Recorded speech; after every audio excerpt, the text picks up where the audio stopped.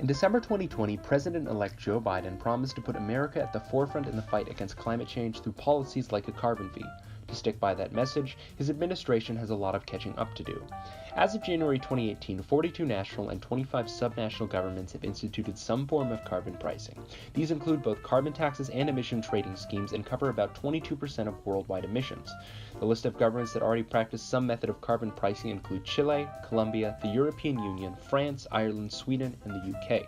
Among the countries that have already submitted their nationally determined contributions to the Paris Climate Agreement, 88 countries have stated their intent to implement carbon pricing as part of their national climate policies.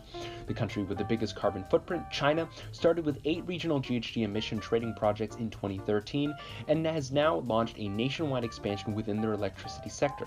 And Canada, where some provinces have had a carbon tax since 2008, now require all provinces to enact some form of carbon pricing by the end of 2018, with a requirement to reduce emissions 566% below 2005 levels by 2030.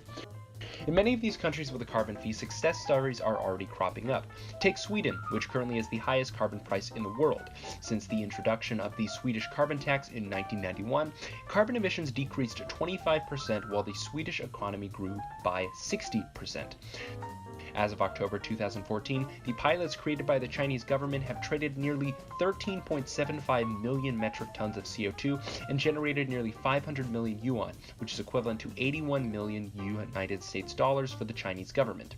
With such universal support and visible success, it's a definite blunder that of the 15 biggest economies in the world, only 3, the United States, India, and Russia, do not have any nationwide carbon pricing in place.